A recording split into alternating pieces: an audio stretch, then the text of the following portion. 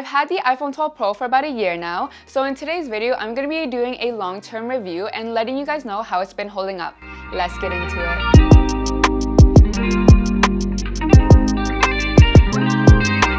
First saw the iPhone 12 Pro be released at the Apple event, they mentioned that the iPhone 12 Pro will have 4 times the dropping ability.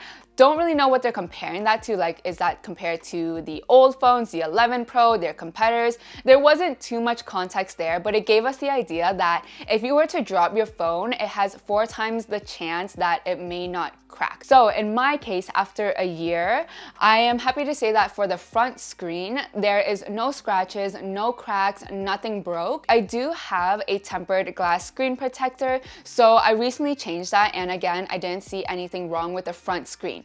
As for the sides, it is stainless steel, and again, no cracks, no scratches, nothing broke. The only thing is fingerprints. Like, I think this was already addressed in like the first couple months of when the iPhone 12 Pro was released, is that you cannot get away from fingerprints. That's just something that you're gonna have to live with.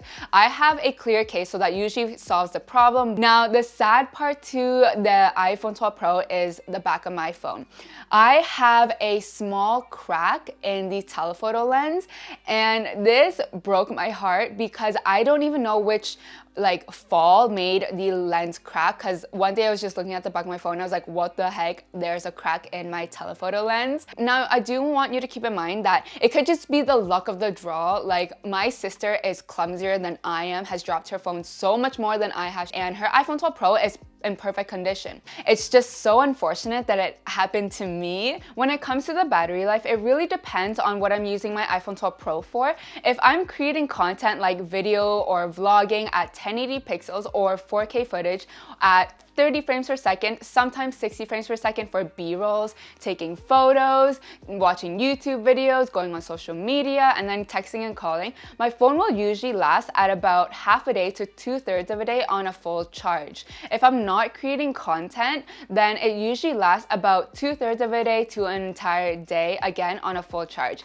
So it really depends on what you're doing. However, it's still on par to how I had it in the first month. It just got really dark, so moving on to the bulk of this video, the camera lens. When I'm taking photos, I find that the quality is honestly really great. It's rich colors, it's vibrant, easy to edit, and if you have great natural lighting or just great lighting, the photos are just even better. The colors just come to life. Even under low light conditions, the quality is good as well, but again, nothing really beats good lighting. As for the ultra wide, when you are using that, again, the quality is great if you have great lighting as well.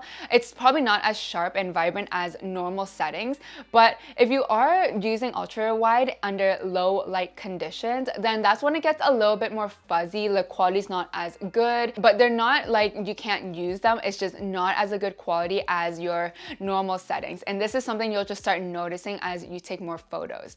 Moving on to the telephoto lens, as I already mentioned, I have a small crack in the telephoto lens, but I'm lucky that it doesn't crack into the middle part of my camera lens, so it doesn't affect my photos. When I'm using telephoto, it's great, like great lighting conditions, great distance, photos are fine. However, it really depends on how far you are from the subject, so if you are much farther and trying to zoom in as close as you can, the quality might not be as great. When it comes to filming video on the iPhone 12 Pro, I have to say I genuinely enjoy it because the quality is great, the colors are vibrant, and it is so convenient and easy to vlog on my iPhone 12 Pro. If you want more examples, all of my life in my 20s vlogs are filmed on this iPhone 12 Pro solely. I usually film on 1080 pixels. On the rare occasion, it will be 4K. The reason why I generally enjoy vlogging on the phone because the quality comes out really rich. The colors are vibrant, and also I don't always bring my Canon EOS M50, and when I do, I have to plan for it. So it's so nice to know wherever I am, whatever I'm doing, I can just pull up my phone and film and vlog and know that the quality will be really good. When it comes to filming on ultra wide, the same rules apply. If you have good lighting conditions,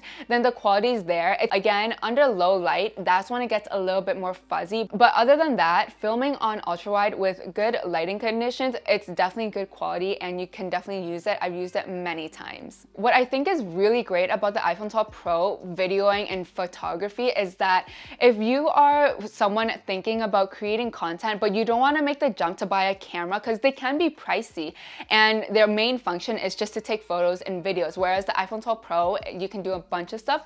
It's so nice that you can test the waters, and if you really like it, then you can invest in a camera if you need to. There's so many content creators that just use their phone. They don't even have a camera. So that's just something to think about if you are thinking of creating content or becoming a content creator. It allows you to test the waters. As for scrolling on social media, downloading apps, airdropping, and all of that stuff, it still is performing like the day I got it. So that's really impressive that the performance is just still really good. I have no issues, no frustrations, or anything like that. So overall, after 1 year, my iPhone 12 Pro has been honestly performing like the day I got it, except for the small crack in my telephoto lens, which kind of sucks because I can't even trade it in because it does have the crack, and it's gonna probably be hard for me to sell it if I do plan on selling it. I don't think I am, but it just sucks that that potential is not there. However, that was my long-term review. If this helped you out, definitely slap that like button. I would totally appreciate it. And if you haven't already, subscribe to the channel. I do a lot of tech and lifestyle videos. So that is it for me, and I'll see you in the next one. Peace.